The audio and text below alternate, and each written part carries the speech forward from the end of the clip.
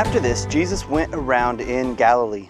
He did not want to go about in Judea because the Jewish leaders were looking for a way to kill him.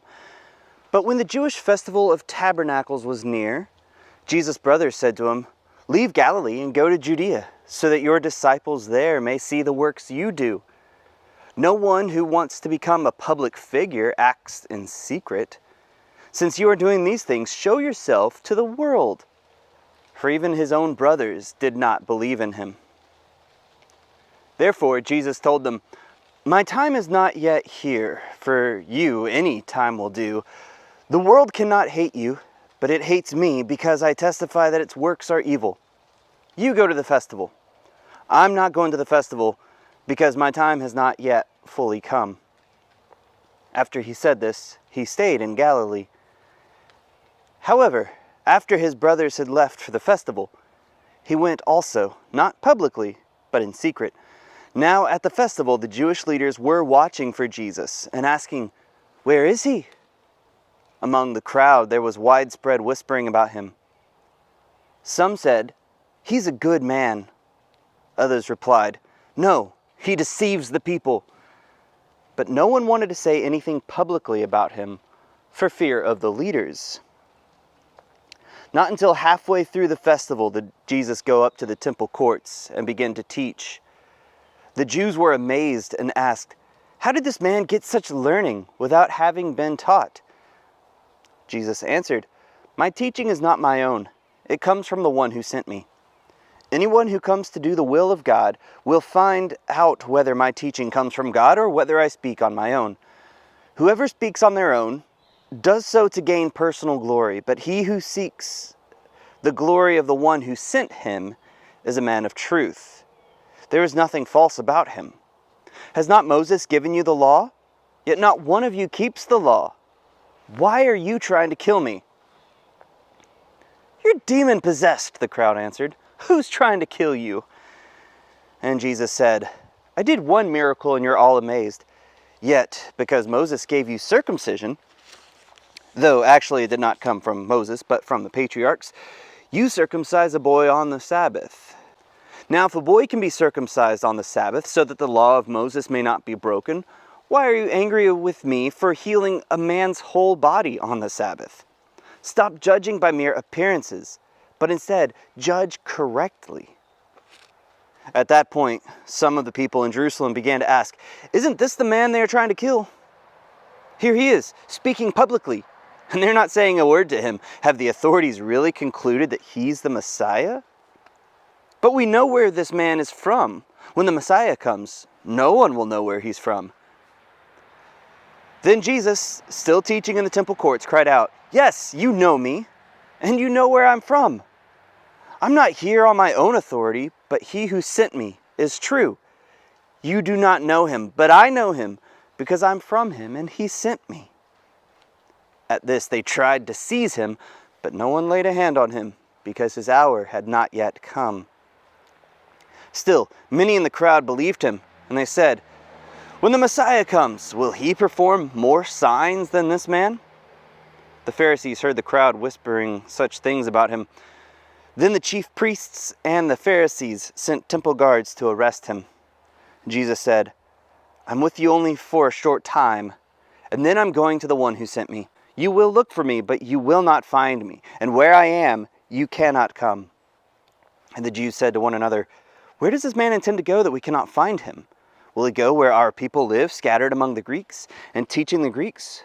What did he mean when he said, 'You'll look for me, but you will not find me,' and 'Where I am, you can't come'?"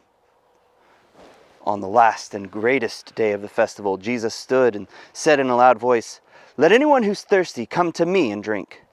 Whoever believes in me, as Scripture has said, rivers of living water will flow from within them." By this he meant the Spirit, whom those who believed in him were later to receive. Up to that time the Spirit had not been given, since Jesus had not yet been glorified. On hearing his words, some of the people said, "Surely this man is the prophet." Others said, "He is the Messiah." Still others asked, "How can the Messiah come from Galilee? Does not Scripture say that the Messiah will come from David's descendants and from Bethlehem, the town where David lived?" Thus the people were divided because of Jesus. Some wanted to seize him, but no one laid a hand on him. Finally, the temple guards went back to the chief priests and the Pharisees, who asked, "Why didn't you bring him in?" "No one ever spoke the way this man does," the guards replied. "You mean he has deceived you also?" the Pharisees retorted. "Have any of the rulers or of the Pharisees believed in him? No! But this mob that knows nothing of the law, there's a curse on them." Nicodemus, who had gone to Jesus earlier and who was one of their own number, asked, "Does our law condemn a man without first hearing him out to find what he's been doing?" They replied, "Are you from Galilee too? Look into it, and you'll find that a prophet does not come out of Galilee." I know some of you watching this right now are probably thinking, "Oh, I wish I could go camping right now. That sounds amazing." And as you're watching this video, about a month ago, right at 1 month ago, right at the beginning of October, the Jews celebrated the festival known as Sukkoth, or as we might think of it, the Feast of Tabernacles. The Feast of Tabernacles was a festival prescribed to the people of Israel all the way back in the book of Leviticus. God gave them instructions concerning different feasts, different holidays, holy days that they were to celebrate. And the Festival of the Tabernacles, as you might well gather, was a time for them to commemorate the time that the Israelites spent wandering in the wilderness, living in tents. Or I guess more specifically, the time that God spent living in a tent or a tabernacle. And so they had this feast that takes place every fall. So basically September, October, that time of year. And like I mentioned, they just recently celebrated it. So they've been celebrating this festival for going on, 3,000 years. So what is this festival? Well, it's an interesting time of year because it's both a celebration and a commemoration. It's a time to remember, like I said, the time they spent wandering in the wilderness for 40 years. And during that time, God would provide for them. He gave them water from the rock. He gave them manna and quail from heaven. He provided for them. Their clothing did not wear out. They were able to survive only because of God. So it commemorates their time wandering in the wilderness, and it also celebrates God's providence for them. It celebrates the time that God took care of them. And what better time to celebrate that than the harvest? I mean, right now it's going on even around here. You go to a pumpkin patch, right? And they've got all the pumpkins out, and they've got all the different fruits and the gourds and everything that they've harvested there at the farm for you to buy and to purchase and to celebrate. Now, John chapter 7 is interesting because this is one of the few times that we get to see this festival of booths, or Sukkoth, or Festival of Tabernacles, in action. So Jesus' brothers are like, "Hey, are you going to the festival?" Jesus is like, "Nah, you go on without me." And they're like, but nobody can become a public figure if they do everything in secret. "You go. I'm not going." Now, the NIV probably has a footnote. Let me check.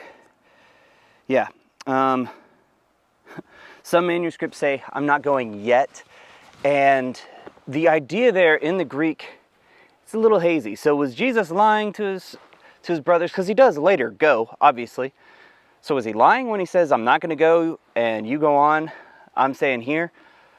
Not really, because the idea behind the wording, it's difficult to translate exactly into English, but it's more like, I'm not going yet, or I'm not going with you, or I'm not going in the way that you just described in a very public manner to draw a lot of attention to myself. And I think each one of those could fit. So I don't think Jesus is trying to like lie or trying to trick his brothers in any way. I think that's the intention behind it, because his brothers didn't even believe him. They thought he was crazy. They thought he was nuts. There were other gospel stories that show Jesus' own mother and brothers coming to kind of to silence him, to tell him to give up, to get him to quit going around to these different places and stop doing all these things and saying all these crazy things. They thought he was nuts. And so here's one of the first points I want to make with this section in John chapter 7. Jesus is like a Rorschach test, a Rorschach ink blot test. You've probably seen these types of ink blot images. It's kind of a trope now. I don't know of any psychologists and counselors that really use them anymore, but you've got these ink blot images, and the idea is, hey, let's flash this image, and without even really thinking about it, tell me what you see. What's the first thing that it triggers in your head? Jesus is like a Rorschach ink blot test. What do you see when you see Jesus? Who is he? His brothers thought he was crazy. What do other people think? There's another story, again, in the other Gospels, where Jesus leads his disciples, and they're in Caesarea Philippi. So to the north side, just outside the limits of Israel. And he asks them, who do people say that I am? And they give the answers. And then, okay, so what about you? Who do you say that I am? So as you listen to the story, as it goes on, you can tell that Jesus is a polarizing figure, to say the least. And what's interesting about it is that people aren't like ambivalent about Jesus. They aren't like apathetic. They don't seem to be like, well, we don't care about this guy. He's just a blip on the radar. Except for the religious leaders. They're trying to downplay everything that Jesus did. But everybody else, as you see throughout John chapter 7, everybody's divided. It even tells us straight up, like, the crowd was divided because of him. Some people said, he's the Messiah. He's the Christ. Others are like, no, he's demon-possessed. Like, there's this whole list of comparisons between what people said about him on the one side and what people said about him to the negative. So some people said, no, he's a good man. Others said, he's leading people astray. Some said, he's so smart and eloquent, but he's never been educated. Other people said, he's demon-possessed.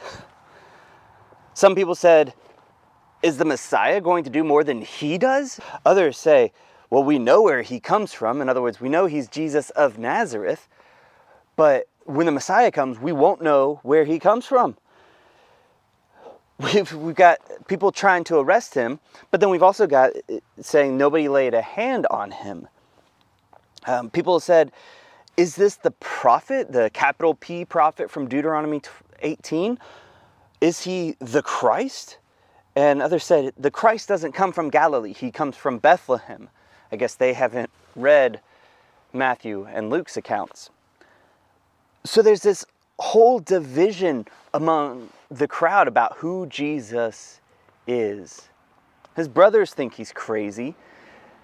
His own brothers throw out the temptation to him, just like we saw last week. The crowd saying, do more miracles, just as we saw with Satan saying, if you're the Son of God, throw yourself down and God's going to send his angels to catch you. His own brothers are saying, you've got to do more miracles for the people in Judea so that people will believe you. It's a temptation of Jesus to just put all of these debates to rest. He could have done so. He could have tried his best to put these debates to rest and once and for all prove beyond a shadow of a doubt who he is.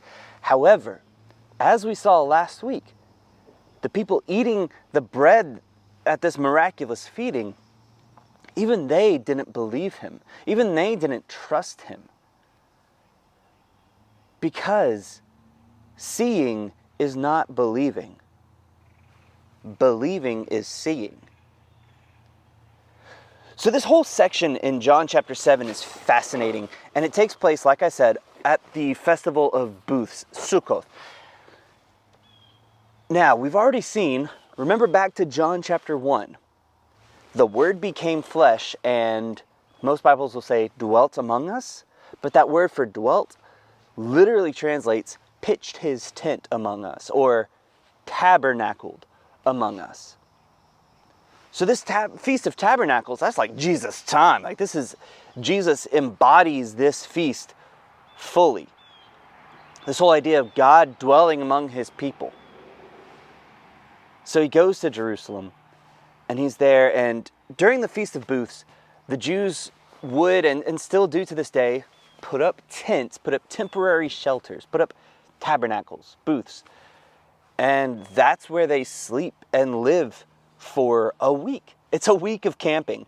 It's a week of camping and celebration. So Jerusalem kind of turns into this tent city, if you will. And every day people would go up to the temple, and every day there would be sacrifices and celebrations. There'd be people worshiping. There'd be the worship bands playing. There'd be dancing. There'd be a light show, actually, like for real, a light show with all these torches at night where the whole temple gets lit up. And I wish, honestly, that I could have seen it in its glory days. Like, if I could have visited Jerusalem for one festival, you would want to be there for the Festival of Booths. It takes place during a beautiful time of year. It's not hot. You get to sleep outside in tents. Like, it's different. It's fun.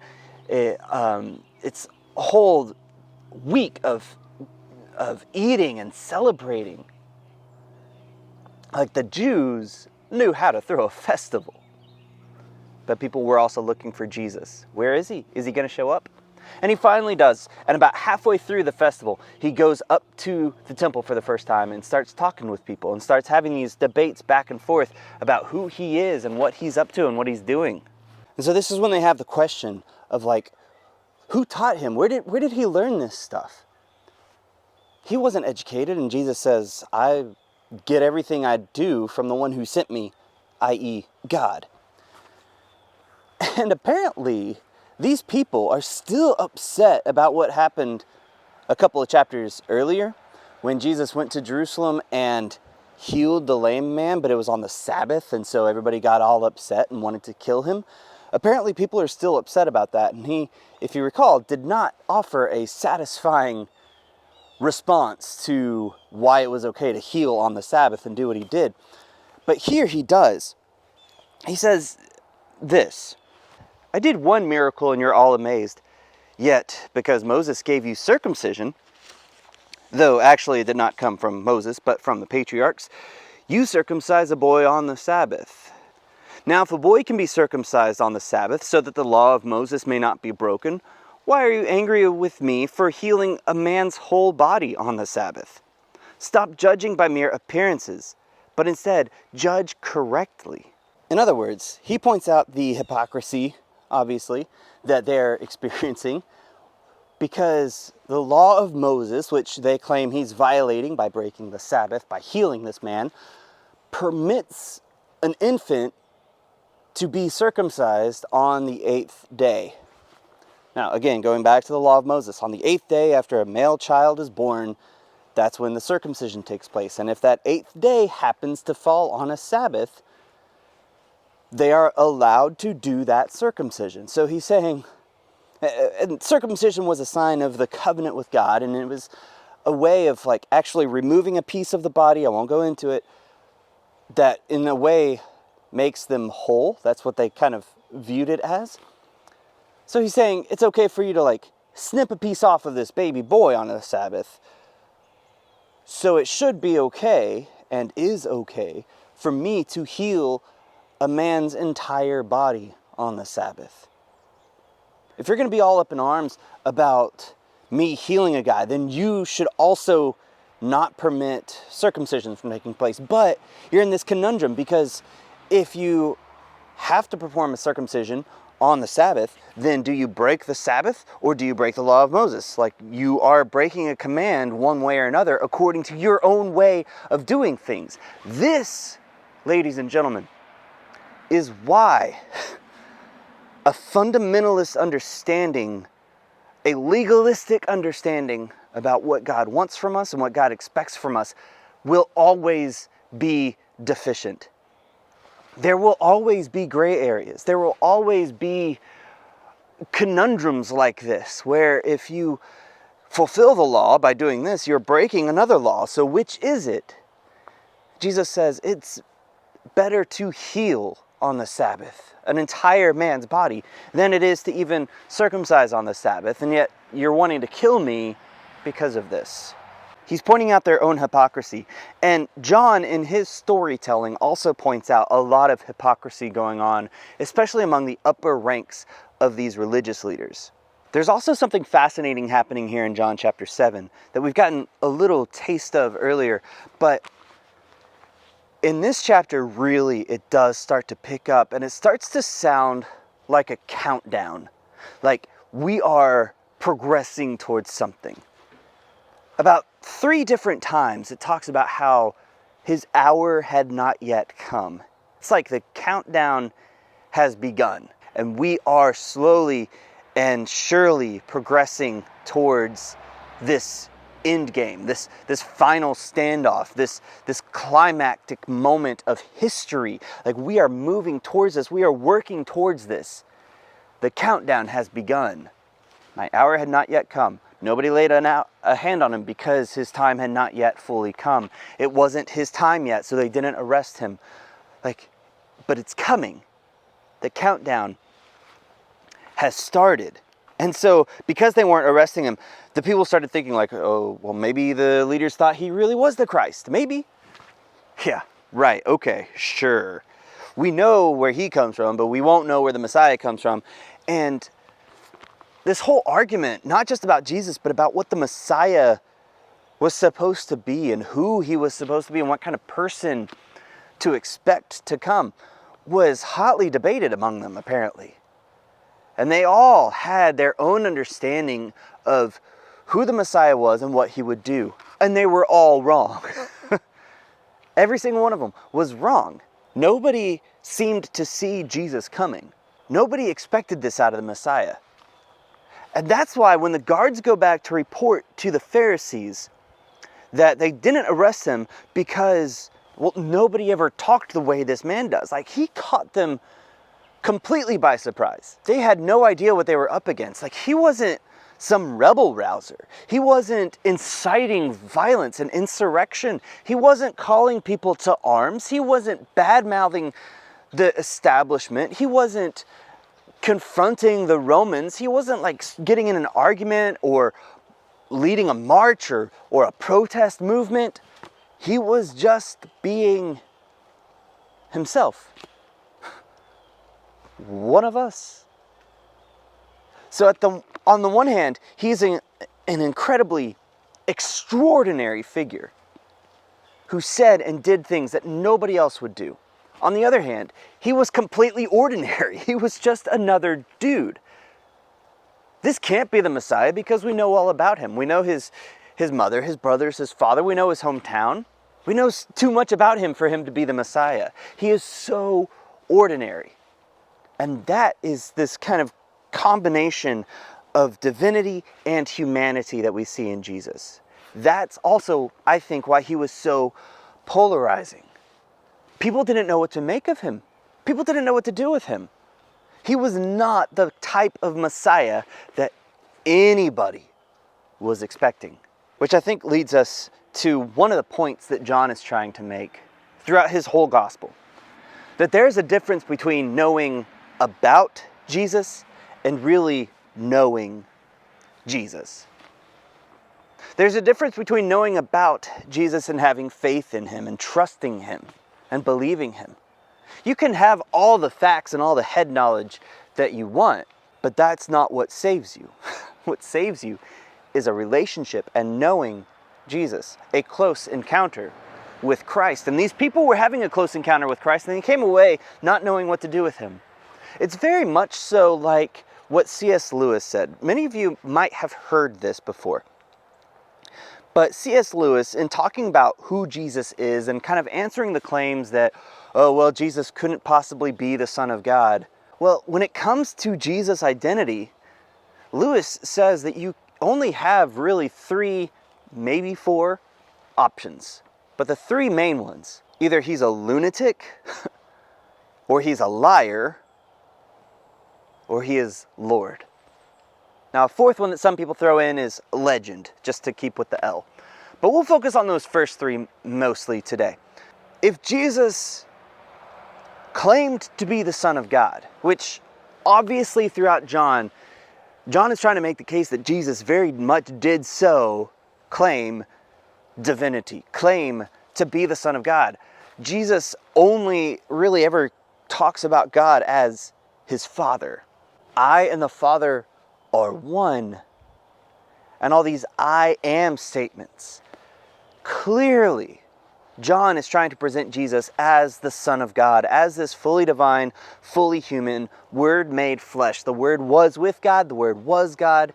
This Son of Man in Daniel 7, this human meets divinity character who can intercede on behalf and rule and have dominion. John is very much so presenting the case that Jesus knew exactly who he was and what he was doing and what he was saying. So if Jesus claimed to be the Son of God and wasn't, then either he's a lunatic, in other words, he's crazy. He's just psychotic. He's having a mental break, because that's the way we treat people even today who claim to have some kind of divinity among them.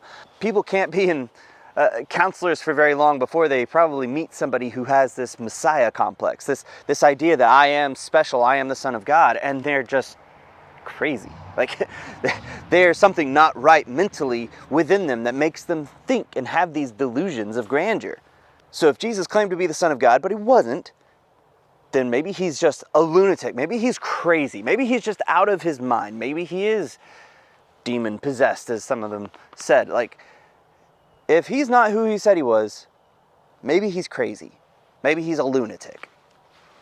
Or, probably more insidious than that, maybe he's just a liar.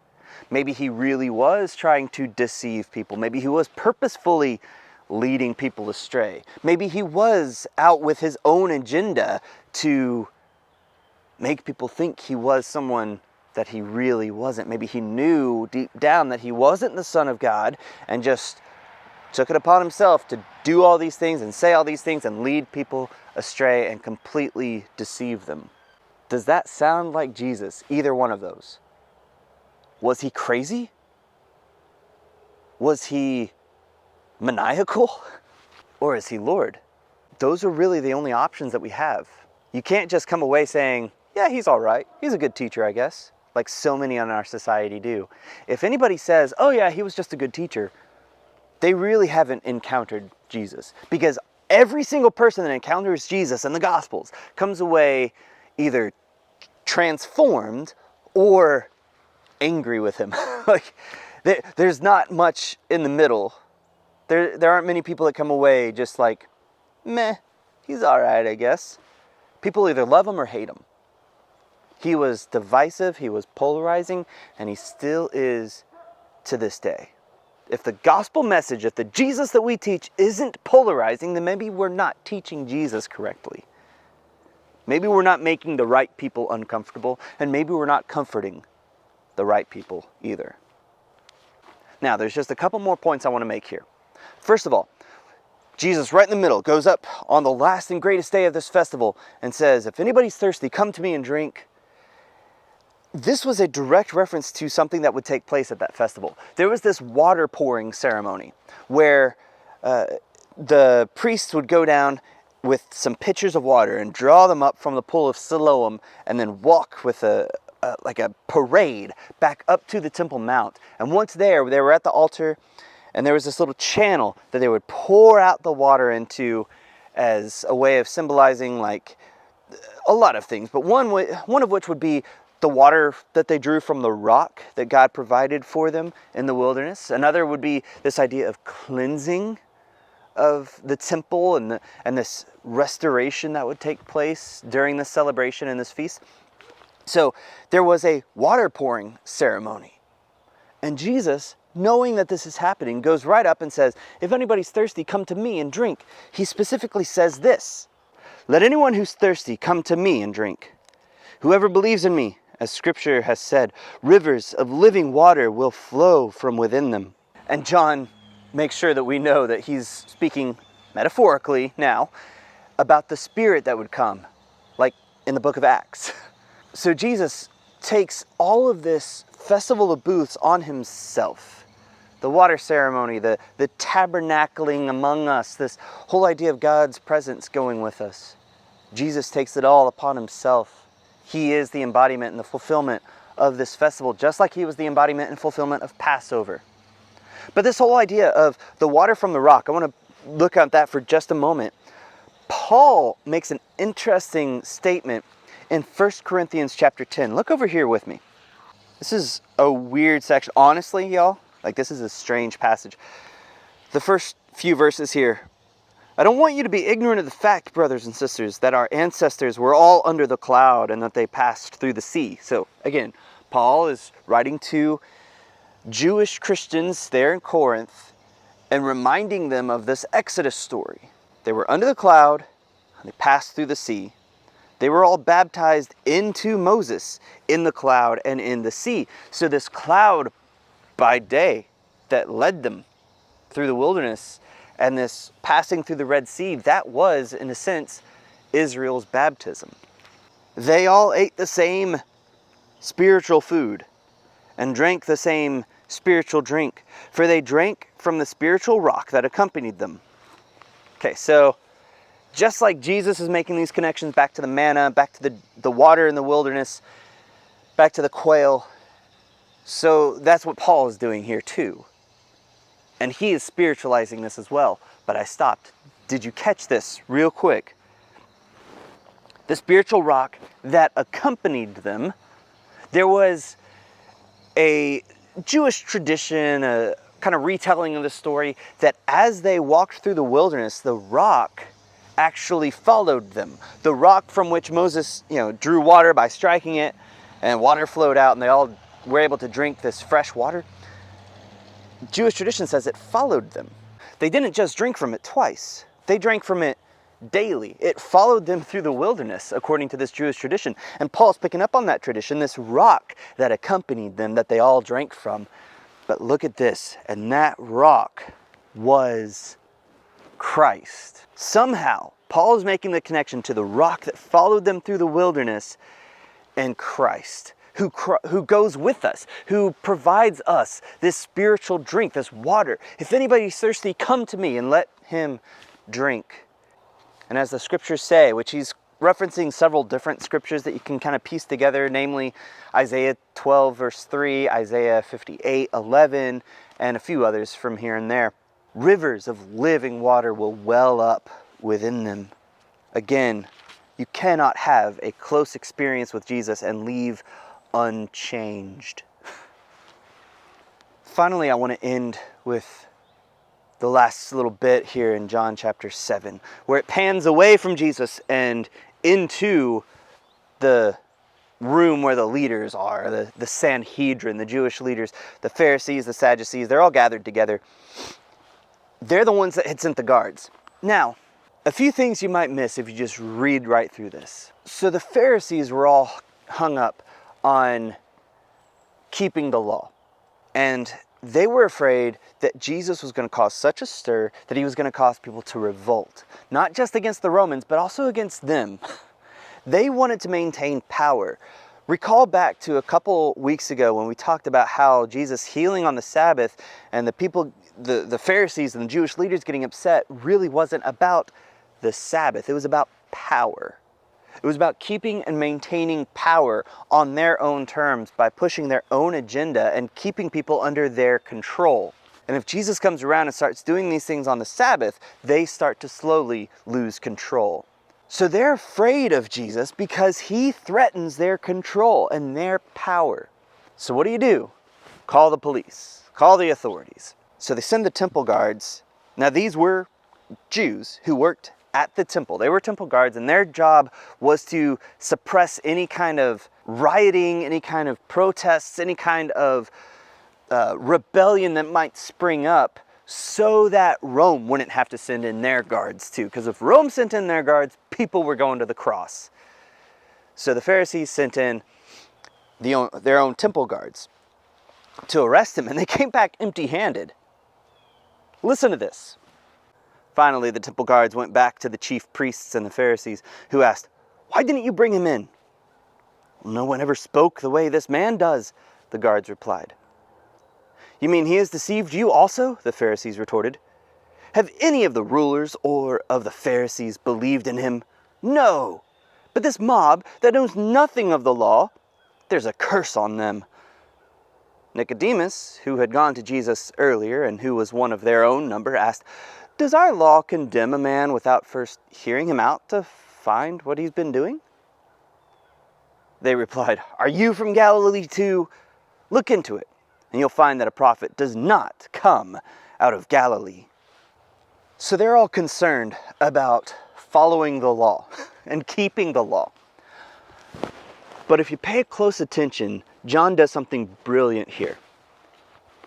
He says the chief priests and the Pharisees. Chief priests. Plural. Now, according to the law of Moses, how many chief priests were there supposed to be? One.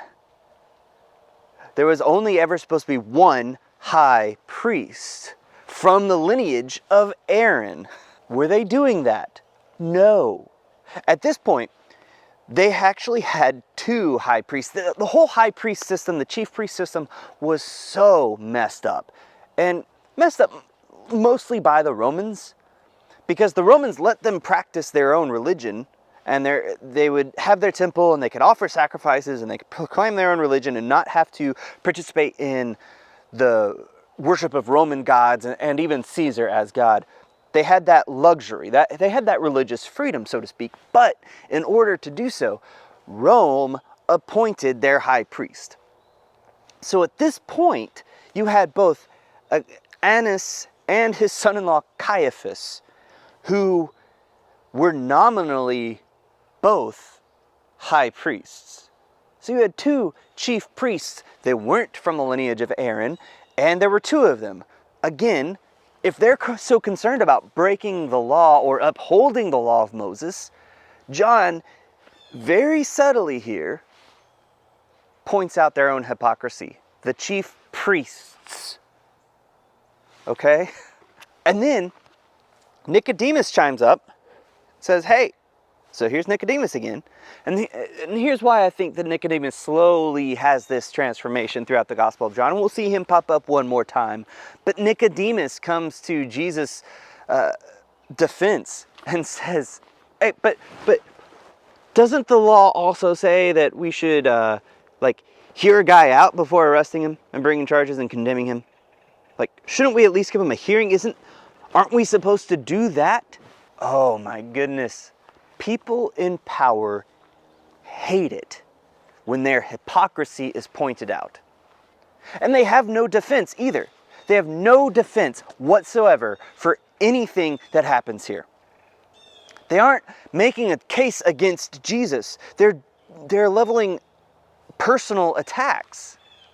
Look at this. They say, "Has he deceived you also?" to the guards. You're so empty-headed, he deceived you too. If you were as smart as we were, if you were as powerful as we were, you could see through his deception, right? So they attack the guard's character. "Has he deceived you too?" And he says, "Have any of the Pharisees believed him?" No. But this mob, listen to that language. This mob, who's a mob? Well, a large group of people that doesn't necessarily agree with the Pharisees, I guess. Anybody who is other can be demonized this way. Y'all, we see this playing out right now in the United States. This mob. Really? They're your own countrymen. They are your fellow Israelites. They are your fellow Jews, and you're calling them a mob?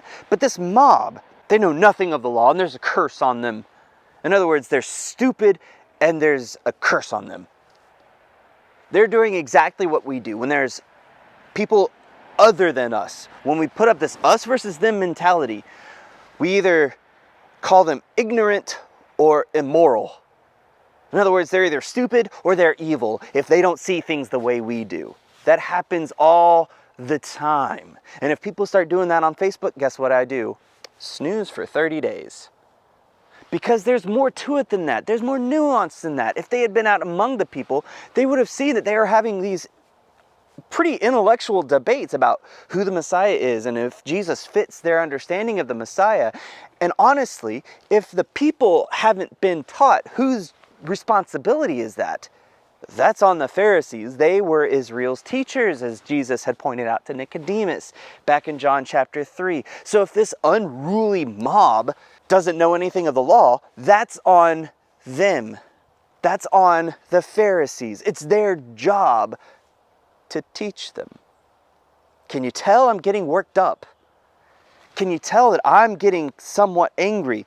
And when Nicodemus, even one of them, chimes up like, hey, but shouldn't we at least give him a hearing first? Like, follow the law and procedures? They turn on him too. Are you from Galilee too? Okay, so that's not only insulting Nicodemus, that's also insulting half of their countrymen or more, an entire region of people. We are getting a really in-depth look at what power does to people. If we're not careful, we can be so obsessed with maintaining power that we start to take away from people's dignity, that we can start making everything an us versus them. We can start demonizing the other side or calling them ignorant or evil. We can start attacking their character, not their beliefs and ideas, because we don't have a leg to stand on. That's what power does to people. They start hurling out insults right and left to anybody that thinks differently or disagrees or dares to challenge them or call out their hypocrisy. I'm so grateful Jesus doesn't play these games. I'm so grateful that Jesus doesn't play these power games. The story continues into John chapter 8, and this festival of booths gets stretched out over the course of about 3 chapters. So John chapters 7, 8, 9, and into 10, Jesus is still there in Jerusalem for this festival. There might be another festival thrown in there too, because there was kind of this after party festival that took place after the festival of booths, but things just keep picking up steam. It's like this whole rise in action. Now, most of the action in John is more debate. So we're going to see a lot more back and forth, a lot more debates. We're going to see some more healing, some more miracles, signs that Jesus does. We're going to see some more I am statements that Jesus makes about himself. And we're going to see how it all comes to a head. The main narrative part of John ends basically in John chapter 12. That starts the Passion. So we are on our way to the final week of Jesus' ministry already. But you can't have a close encounter with Christ and remain unchanged. You can't be ambivalent about who Jesus is. You can't be a fence sitter. You can't think, well, he's an okay guy, I guess. You have to pick a side. You have to choose. Either he is Lord or he's not. The Pharisees had clearly made their line in the sand. The people were on the fence. What about you? Who do you say that Jesus is? Hopefully you'll think about that and wrestle with that this week. And I'll see you next time as we pick up in John chapter 8. Thanks for watching. We'll see you again soon.